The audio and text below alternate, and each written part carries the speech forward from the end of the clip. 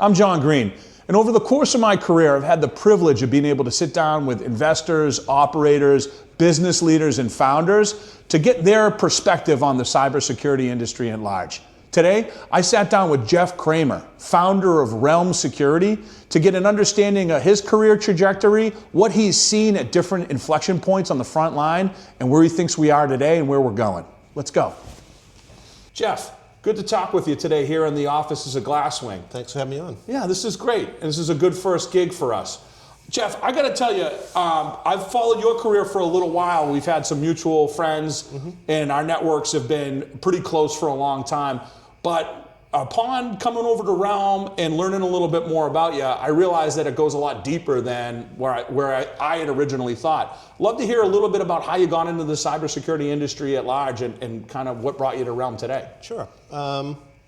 So I started out actually in the networking space. So like a lot of New Englanders, my first job out of college was working for DEC. Nice. And I was working, so basically embedded systems out in the Littleton campus, access servers, low-end routing, and the like. And so I really kind of cut my teeth in the best way possible. It was a great way to learn how to become a professional engineer. And it's like so often you don't see people that kind of really learn foundationally what it takes to build enterprise-grade software that scales, performs, and is reliable. And so it was a really good foundation for the start of my career. And I kind of came out at the beginning when the internet was really sort of taking off. And so learning it from the ground up, from how the networking works and how machines just talk to each other, was a great foundational piece for the early part of my career. And from there, when I left DEC, I actually started on my first startup journey, and away I was going. Oh, there you go. Yeah, you definitely have a reputation of being a little bit of a startup junkie. Have been doing it for a while now. I think it's so interesting to hear you talk about the beginning of your engineering career and like learning how to be a professional engineer and cutting your teeth happening in tandem with the emergence of the internet and how that changed what you were doing as an engineer, and then what led that into the whole cybersecurity space. Sure. So my natural transition was I went from networking to network-based security. So the first startup I went to was in the mid-90s. It was a company called Raptor Systems. Eventually, through multiple acquisitions, it ended up being the Symantec Enterprise Firewall.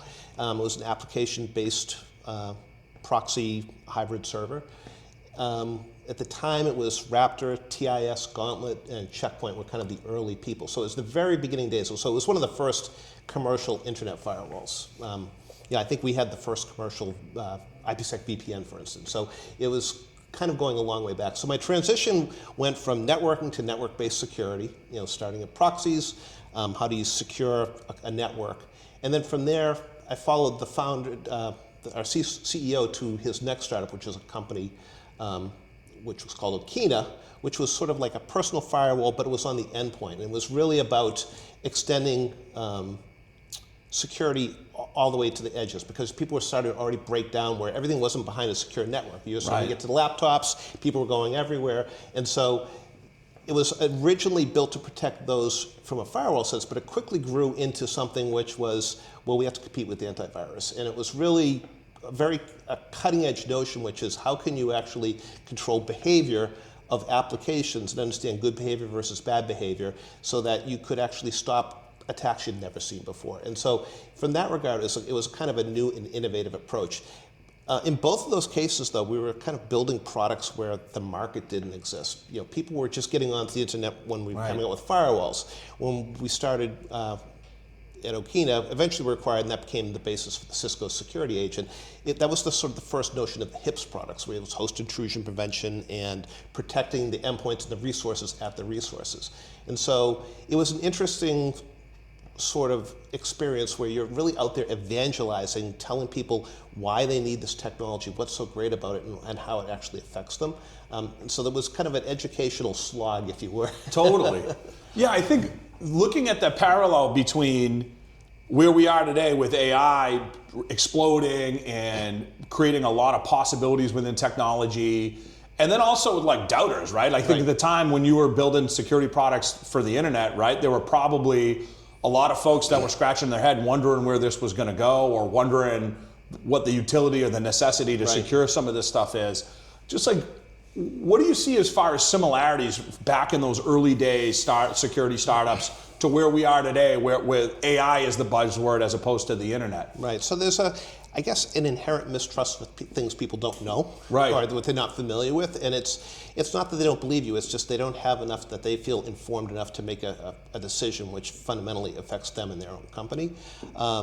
So the third startup I went to was actually when I left Cisco. That's when I started my own first company. So the previous two, I was sort of the first founding engineer, architect type. But I started a company called Confer. Eventually, we were acquired by Carbon Black. There we took the notion of, can you take something that was fundamentally like a toolkit, which is what Cisco Security Agent was, and move it into the cloud so that you could ease deployment, kind of help people with the cost of ownership, because it turns out a lot of people struggle with complexity in security products.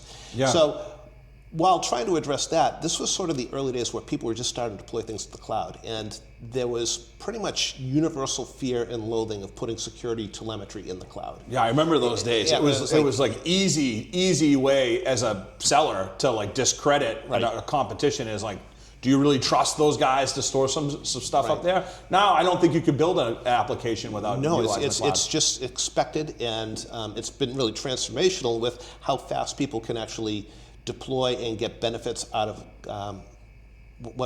what's being built and what they're purchasing. And so I think there's a little bit of analogous to that story where we are with AI. It's people know it, they think it's interesting, but they don't quite trust it. And so, with Confer, you really had to convince people again why this was better, because we were creating the EDR space and it was a new concept. But you still had to overcome this sort of natural doubt, which is, okay, we're going to the cloud. Do I trust it? Well, now when you talk about AI, it's do I trust AI? And it's just as an interesting anecdote. Before I started here at Realm, it's like I talked to a lot of, just one-on-one with a bunch of, CIOs, CISOs, or whatnot, and it was interesting to hear their perspective that it's interesting, but they need full transparency, and they need to really be in the loop in the decision-making process. And as one guy told me, it's like, AI is great, but I don't want a black box. If you give me AI and it does something wrong, and somehow I get breached because of what you did and didn't tell me, you're hearing from my lawyer. Right. If you can use AI to really ease my burden, tell me what's going on, explain what it is, explain your reasoning, and I make the decision after you've explained it, then that problem's on me. And so fundamentally, that's one of the key tenets we have with Realm, is it's like, you want to make sure that the people that are responsible for their company's security are still responsible for it. And we want to give them as much information, as much transparency, as much clarity and recommendations to make their job easier and to kind of remove the doubt, but still leave it up to them. Yeah. It's interesting, like I feel like both examples of early internet and then cloud-enabled or cloud-native applications had this like super interesting blend of, on one side of the fence, massive amount of hype, like a lot of money pouring into it, a lot of evangelism from financial people, but as well as the technologists who could kind of see where it was going. And then on the flip side, like an extreme amount of distrust. Right. I guess like maybe what are the differences between that last iteration that you went through when you started processing and streaming data into the cloud in order to reduce the process burden? Like, I guess, like, what's different this time around than what happened the last time you were at like an inflection point for technology?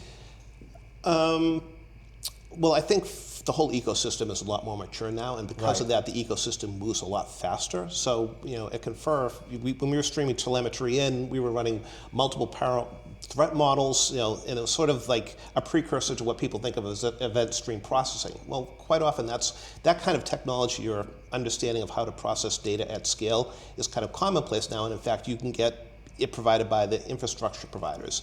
But back then, you're kind of creating that stuff from scratch.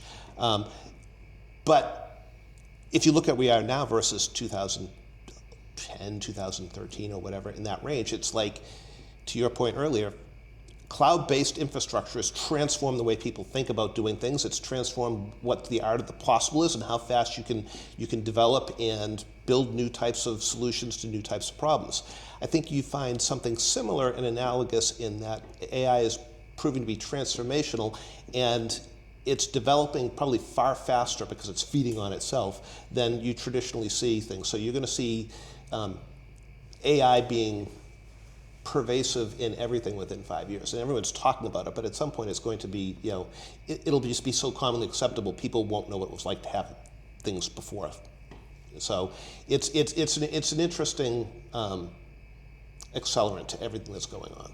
Now, I will say AI is a rather generically large term, so it's a little bit like cryptography. It's right. like it lumps it in, and it's really people talk about it as if it's a single thing, and it really isn't. Some aspects of AI, like machine learning, have been around for decades, and people are just kind of gravitating as it's something new. So it's really a set or a suite of capabilities that some pieces may work for you, some pieces don't. It's really like cryptography. You have to kind of apply a solution to the right problem, and you'll get great results. And you see that with the advent of things like agentic AI, where it's like you've got little agents running around doing their own sorts of things, working in cooperation. And so it's interesting to see where things are and where they're going. Yeah, I want to grab one of the terms that you just used, and is expanding the art of the possible.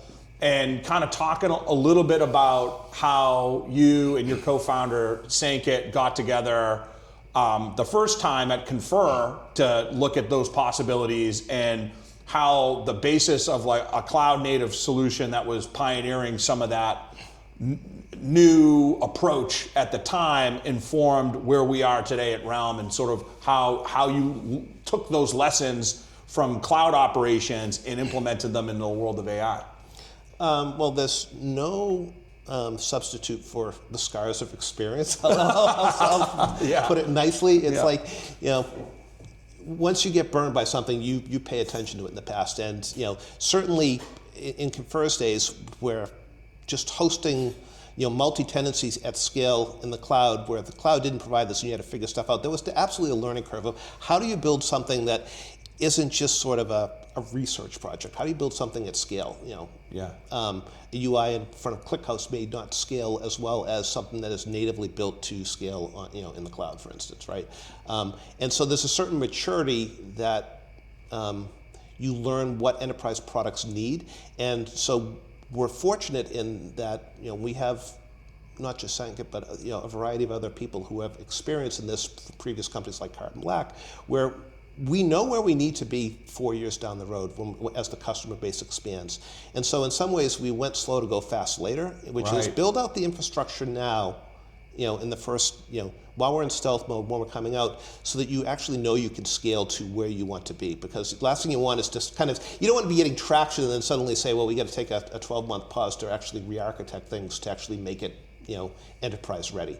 And so very early on, you'd see things like, the fundamental, RBAC controls, so you can control what's going on, and assign resources to things, or the scalability issues, so that we can keep COGS under control, as the company grows. Things that you kind of find out later. We kind of knew what some of those answers were, and we, took those into account to build a really solid foundation. And then from there, it's like, all right, now it's just a feature race, or an expansion to what your footprint is. But we're very confident in what we've built to this point. So it makes you sleep a little easier at night from the perspective of things aren't blowing up on Friday of Thanksgiving weekend. Yeah, I bet there's a lot of people that are happy you guys decided to take Murphy, that version. And we also have a firm rule, Murphy's Law, is we don't check anything before the holidays. That's a good move. Yeah, Murphy's Law on that one. So kind of continue with that phrase, like the art of the possible. You were telling me a little bit about some experience you had right before coming on to Realm, and sort of deciding this was the problem that was worth tackling, where you were actually on the flip side. Why don't we talk a little bit about your false retirement, and then how that ended, and kind of how this art of the possible translated to what you had been building with Realm? Yeah, so after I left Carbon Black, essentially my wife convinced me that I was too young to retire. Yeah. And so, maybe she just wanted to get me out of the house. I don't know. But totally. That garden was not going the way that you thought it was going to go. Exactly. And I guess she could kind of sense in me that I still had an itch. Yeah. And so I actually went to another startup, totally outside of the space of cybersecurity. It was a legal tech startup. You can think in terms of it was like a Box.com, but for legal matters. Sure. And, so it's a workroom, lawyers could collaborate. And originally I was coming on, I knew the founder, they were spinning an existing on-prem product from a law firm into the cloud. And they really didn't have a lot of experience necessarily in the security aspects of multi-tenancy. So I came on originally to help them, figure out what the requirements would be, having just done that. And the role kind of morphed into a CISO role, because as you can kind of imagine, the types of data that they were actually not only processing but maintaining and holding and housing was unbelievably sensitive, whether it was mergers and acquisitions, depositions, lawsuits, you name it. And so security was very, very important. But I came to the realization it's not just security, it's really about the world of compliance, especially when you're talking about customers and data. And that was sort of my first real exposure to, as a CISO, the world of compliance and what you actually have to worry about to make sure the company is properly protected. And so it was the first time I had been on the buyer side of things. Up until that point, I'd always been, a technologist trying to solve interesting technology problems, trying to guess where the security future was, and build the better mousetrap. And it turns out, as interesting as that is, as a CISO, that's not what I was interested in. Right. And so for me, I had two main concerns. It's like, is the data always available? So operationally, is our SaaS always up and running and secure? And secondly, don't get breached. Yeah. And the compliance programs that kind of lead you down the path of whether it's something like SOC 2 and you're just worried about, am I following all the right best practices? That became paramount, because that's what shields the company. If you're essentially doing the right thing, and it's an act of God or force majeure, you have some amount of protection. You're doing the best you can with the tools you have, and you're really trying to secure their data. It's when you don't do those things, the company is actually vulnerable to things. And so to my shock and surprise, like, compliance is a much bigger issue than necessarily security. Security is a tool toward compliance. Right. And so it was just an interesting viewpoint of the world where, I know what you're selling, but that's not what's keeping me awake at night. And so it gave me a very different perspective. And I had always tried to put the customer's perspective in my mind intellectually, using the product, figuring what their pain points are to use our product. But it's just a different psychology of some of the things they have to worry about. So security is dramatically important, but it's dramatically important in service of keep the company and the customer's data secure. So it was an interesting. That's interesting. So I guess, like, how did that realization, which seems like it was relatively new, like, how did that change from before, and then how did that inform how Realm got built? Yeah, so it's interesting. A lot of compliance is, do you have the right policies in place? Are you following the right human resources things? Like, are people getting the right training? Is the environment secure? Do you have the right business procedures? But part of it also does come down to operationally, what's your security look like? And are you monitoring the customer workloads to make sure that people aren't getting breached? It's not good enough to say you have security. It's like you have to be actively managing it. And it turns out that even at a small company, you generate a staggering amount of security-related data. And that was sort of the first thing. It's like you build a product and you don't think of in terms of, well, the customer, that's great, you generate this much traffic. They could have 20, 50, 100 other security products all streaming telemetry into their SIM. Right.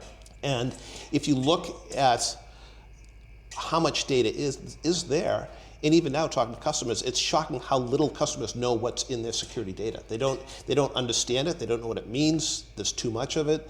And so that kind of led down the whole path of, this is a real problem, just the sheer volume, the sheer lack of understanding of what it is. And it shows itself in multiple areas. Like, initially, I didn't have the resources to throw at running an internal SOC. And if you look at, even if you had people there, the number of alerts that get generated, you've heard the term alert fatigue. There's too much information. You can't hire the people to do it. Yeah. You get burnout. You're not quite sure what it is.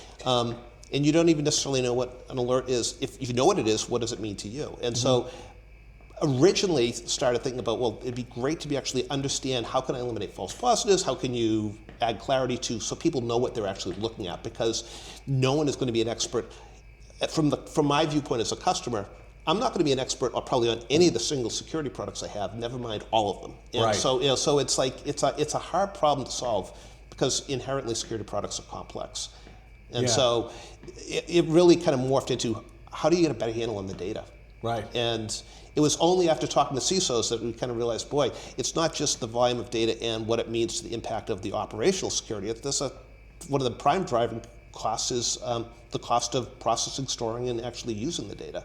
And that's an entirely separate bucket that until you're actually managed budget as a CISO, you don't necessarily realize. Yeah, totally. I find that to be so fascinating because over the past decade, we've seen these niches pop up in cybersecurity that are whole product lines meant to augment another product line's data collection and to be usable, right? We saw it with the risk-based vulnerability space. We've seen it, all these different iterations where you're a container or a correlator of data, or you're just something there to surface data that's coming out of another product as a whole category in and of itself. So it's so interesting when you get past even all of this raw aggregate data going in and just looking at data management writ large, as opposed to building wrappers or specific dashboards for a niche.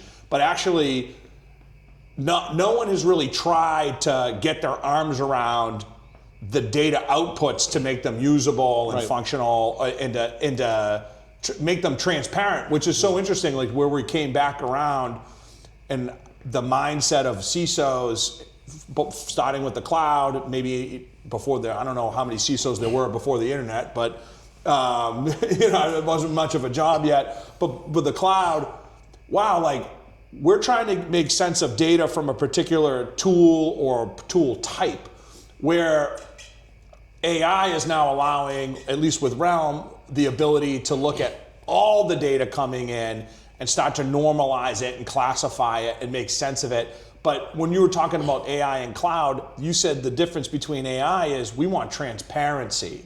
And having that transparency of the data itself, it's so interesting because without AI, it's almost as if the complexity and the diversity of the kinds of data coming in from all these vendors made it prohibitive for people to understand. It was almost like security data itself was a black box until really recently.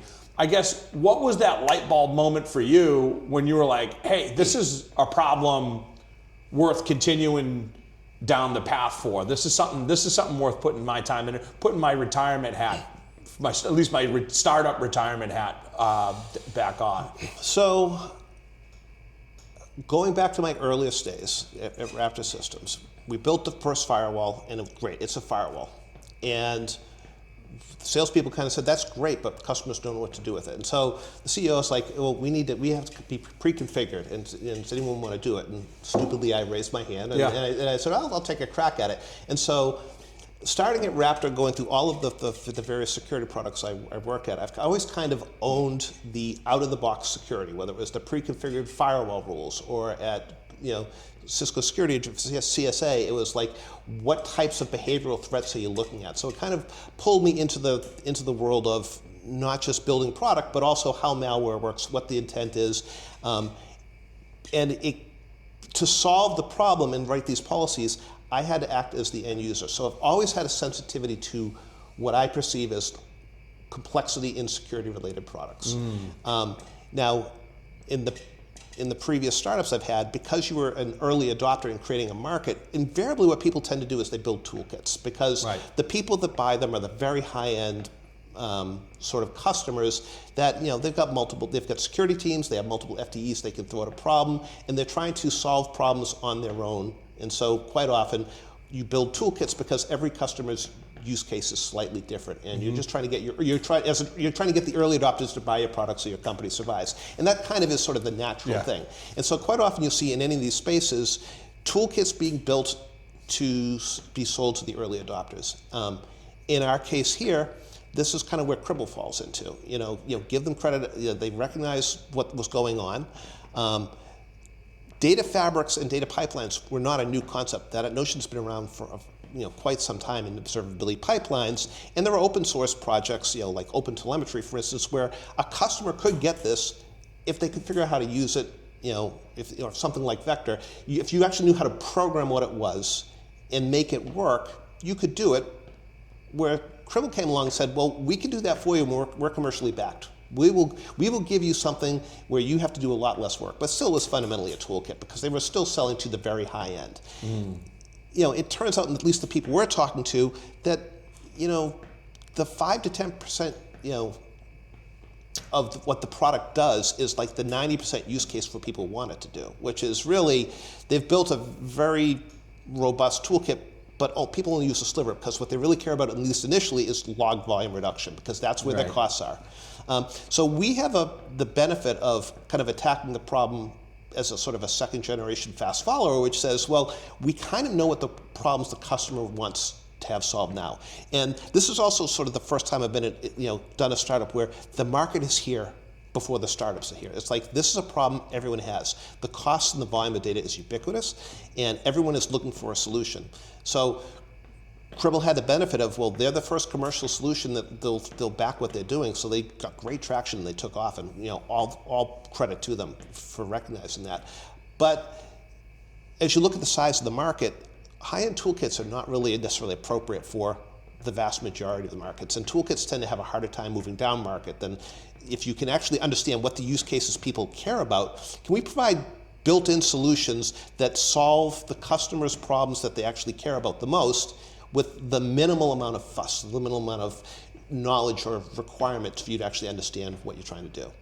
And so we view the world as being a very task-oriented sort of solution. And AI plays a major part in how we can deliver that in such a way that it does become simple for the customer. So instead of asking people to do some complicated tunnel provisioning via editing YAML files where you're stitching together what nodes look like in a data fabric, it's like, no, between our UI, which simplifies it and hides all the complexity, and AI providing recommendations, the customer can very quickly, in 15 minutes, come in, hook up a source to a destination, so Palo Alto Firewall to say your SIM, and you can very quickly start plugging things together, analyzing the traffic, and the AI can give you a recommendation saying, based off of what's unique to you, because every customer has unique concerns both in security as well as what their traffic pattern looks like. Here's your best opportunities for you to resolve data. And so you can say, you don't have to send everything to your SIM where the cost of storage is high. We can redirect all of your traffic to that's basically an archive we manage for you, or a data lake where you can re-ingest it later if you'd like to. And you can only send the things to your SIM that maybe trigger alerts or some SOAR workflow or something, and it lets you get better control of your data, so it's multi-destination, and you have the right data stored and available when you need it, but you're not paying an arm and a leg to a SIM. And so from that perspective, it simplifies the customer journey and the customer problem, which is, how do you get me to not break my SIM, get useful security data there as fast as possible, and save me the most amount of money? And if we can do that quickly, and they don't have to manage us, it's wins on multiple levels, because people don't really want to be in a product like ours as a pane of glass. They're coming in to do something, and it's like you want to be like a Cisco router. People come in, they expect you to work, they expect it to work reliably, but they're not going to live in the application. And so we already have that sort of a viewpoint, which is, how do we make it so you're set up, you're getting the savings, and you don't really have to worry about it. And if there's something that comes up, we'll let you know beforehand so you can fix it, but you don't have to babysit us. And so AI plays a huge role in that, not only in sort of the health of the fabric and the configuration of the fabric and the tailoring it to you, but also providing more insights as to what you're seeing, whether it's just unique to you or what other customers are, and not only that, insights as to what the security products themselves mean. And so this is kind of a case where you can look at applying things like LLMs to understand the documentation of a product, to know how base your recommendations versus machine learning to look for patterns and whatnot. So it's an interesting area. It solves a great need. And then I'd say the last thing about solving the problem with log reduction is, it's a great product to have in good times, and it's a better product to have in bad times. Right. So when the economy goes up, everyone's looking to save money. And the fact is that if you're spending $10 million a year on your Splunk bill, and we come in and say, well, we can shave 88% of your traffic volume down and send it to low-cost storage because you don't really need it, we're going to charge you a certain percentage of what it costs for us to process, plus obviously what our profit margin is, but that's negligible compared to what you're paying to Splunk. And you could try to build it yourself, but you're not going to build it as reliably or as cheaply as we can. And so what the customer looks at, it's like, all right, it's a $10 million deal what I'm paying to Splunk. Maybe you cost me $1 million for the volume I'm sending through, but I've just saved $9 million. So it's like net, I'm $8 million ahead. And so people like that. It gets you in the door because everyone wants to save money. They get better control and visibility and trust of their data, and then that extra, whatever they have left over, they can actually apply even in the within Realm to enhance their security posture, whether it is something like scanning for and redacting PII going somewhere, or sending traffic to multiple places. There's a lot of interesting value add enrichment as far left as possible, detections in the pipeline. You'll hear a lot of ourselves and our competitors kind of talking about that, because people have kind of realized it's important to have a common understanding of your data to multiple destinations, and it's important, time is critical. So AI doesn't just service us, it services the attackers. So, if you stream telemetry to Splunk and it takes a half hour for Splunk in the background to figure out something's happening, the exploit could be done in 8 minutes. It's too late at that point. And so earlier is always better. Right, earlier is always better. There's so much in that answer that I think is worth mining. One of the things that I ramble a bit. You did, but rambled into some really good areas. And one of the observations I've had around this industry for a while is what you just kind of identified, the difference between a solution and a toolkit, right? And I think sometimes toolkits get confused for solutions a lot. And I think some folks look at solutions and expect a toolkit, and there's like a cognitive dissonance when something is presented to them that doesn't require a lot of care and feeding and just works. And then this is the piece that I find really refreshing when you're building a platform that is easy to use and has a pleasing UI and something that's easy to navigate, but that's not the purpose of it. I feel like every vendor, every manufacturer of cybersecurity tools, maybe they have to say this, right? Because of this is what the VCs tell you to say or whatever, but everyone's creating the next platform for everything. And I think it's really refreshing to say hey, I'm not trying to be like the other security products that require this care and feeding and time and attention. I want to operate in the background, and I want you to have the confidence that it's just going to work. And if you do need to get in and see what's going on, we're going to show you. But I think that's really different. Well, just to touch on that a little bit, it's even though we say, we want to come out of the box as simple as possible, if your default view is task-oriented and simplicity, you're solving the problems that they currently have in their operation, which doesn't mean to say that you can't have an advanced screen to expose all the widgets that a more advanced person would use. But it's a much more palatable experience to say, I'm not going to show you a page with 50 widgets, and you have to figure out how to use all these tools to solve the problem. Because it's a huge mental exercise on the customer to actually understand the complexity of what the problem is. And of the 50 widgets, which are the right 3? I don't know. It just sows confusion, right? So ideally, you want to say, start with simple, solve the 5 or 6 or 10 problems that people really care about. And if there's a one-off where they need to tweak something for whatever reason, well, we can expose that under an advanced button.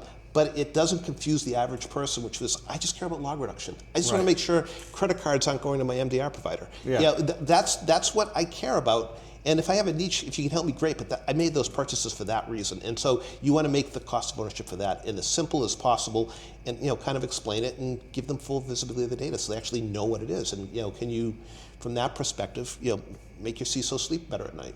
So it's kind of truthful. He wants to sleep better at night, and the people that have to implement it and make it work, no one really wants to be working in a product like ours. It's they have a full-time day job of things that are more important. If you're an analyst, you'd rather be working on the security of your security posture, not on babysitting and feeding us. Yeah, that's the truth. That's the truth. It's funny how that though, sometimes simplicity kind of goes against you. People are well, you need this, and what about that, and I could toggle this, and then a lot of times those answers are well, why? And then sometimes you learn something about the industry.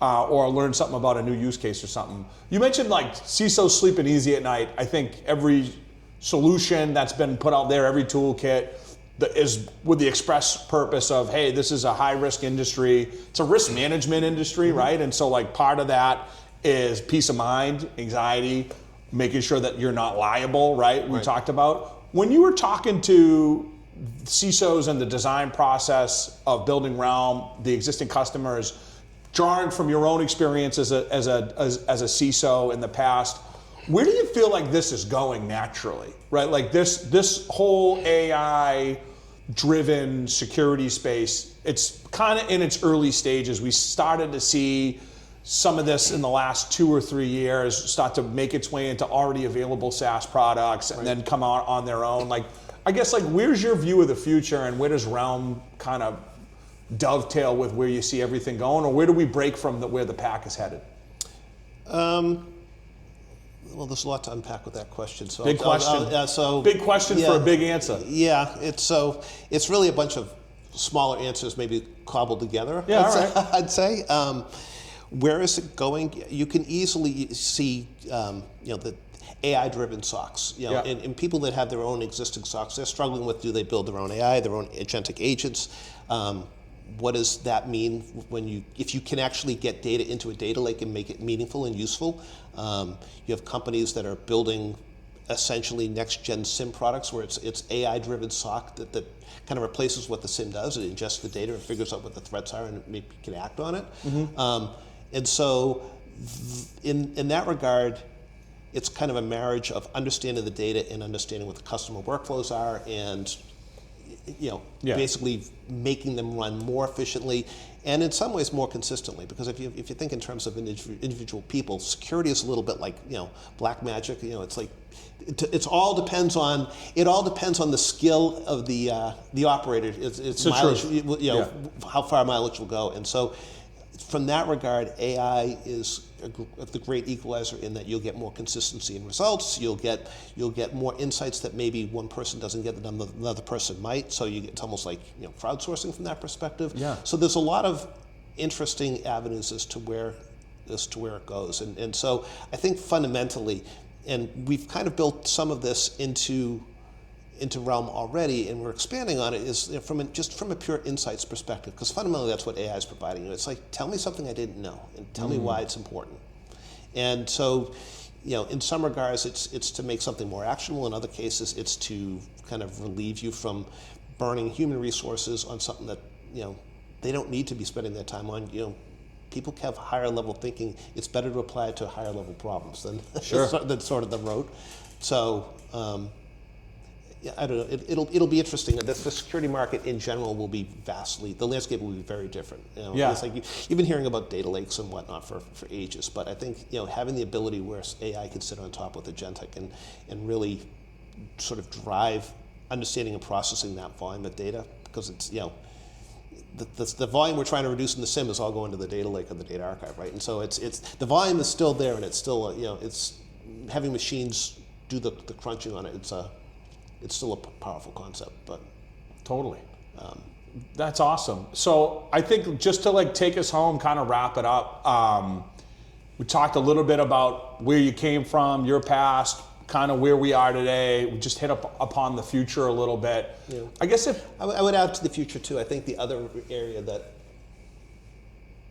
AI can really help with is, we focus on transparency, but it's sort of the understanding and knowledge transfer to the end user. So whether it's you're communicating with security products via an LLM, or you're using it to go out and read primary sources to actually understand what the data means and give it back to people in a form that they can actually consume, because people consume information differently, and make it interactive. Those are other aspects of AI that you're going to see, rapid evolution built into pretty much all of the security products. It's like, how do you make people more productive? And so totally, yeah. It almost is like it lowers the barrier of entry in highly technical fields as well. Yeah, and most people that use the product, as technical as they are, like I say, they're not experts on all these things. They're not malware researchers. They don't know what Even most people that work in security companies don't actually deal with malware. So, so it's like it's a complicated problem, and anything you do to kind of make people make better decisions and have better understanding. Yeah. Without having a PhD in it. Then totally, yeah. Because most people are generalists, right? Like not everyone has the benefit of being having a mile deep understanding of one particular domain. So if I just popped in a new company and I know how to interact with firewall data, but it's a whole other stack and going to a whole different destination, having a little bit of a cheat sheet definitely seems like something that would be useful to have. if you were someone looking to get into the industry now, right? You came into the industry prior to the internet, right? And then saw it through the advent of cloud and SaaS and now into AI. If you were talking to someone from the engineering field, like where you came from, or anybody who was like, wow, I think cyber, I think AI is somewhere I would like to go, what advice would you give them to get into it at this point, where it's a little bit different than it was 5 years ago, certainly different than it was 20 or 30 years ago? Yeah, that's a little bit of a tough to forecast because I have a hard time actually putting myself back in that position. Right. With the amount of baggage I have. I would say that I would encourage people when you're starting off to look at opportunities, to really stretch themselves and to take on roles that are uncomfortable or unfamiliar, because it's when you're learning the most and fastest. Yeah. I'm a big believer in startups from the perspective of you're kind of always working on solving new problems that people really haven't solved or haven't solved well. And so you're going to be learning new technologies, trying to solve real problems that real people have.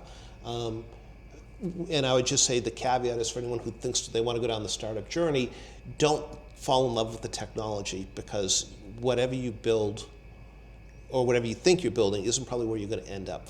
Fall in love with what's the customer problem and why do they want it solved, and what's it worth it to them.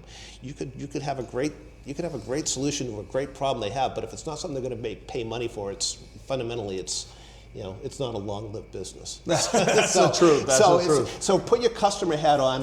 What's the problem, and how much is it worth them to solve it, and can you solve it in a better way that makes their life better? And if you can make the customer's life better, then it's one less problem everyone else to worry about, and you get to learn a lot. You get to grow. You get to figure stuff out. And I've been doing startups since the mid '90s, and Yeah, it doesn't seem like you quit. It doesn't seem like you're willing to quit anytime soon. And I'll say cyber is one of those interesting sort of areas within technology where you're actually building something that has a cross section between OS vendors shipping buggy software. It's like how many service packs does Microsoft put out? There's all.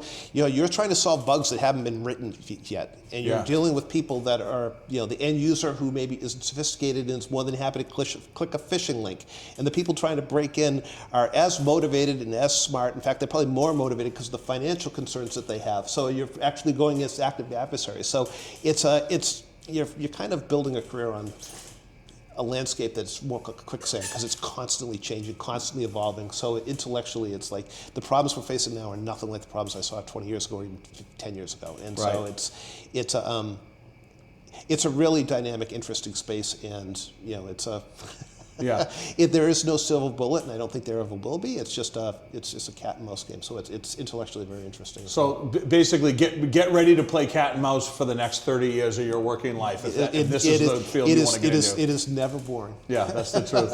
Jeff, thanks for taking the time. And if you can, don't be a CISO. You never sleep well. There we go. Thank you. Awesome.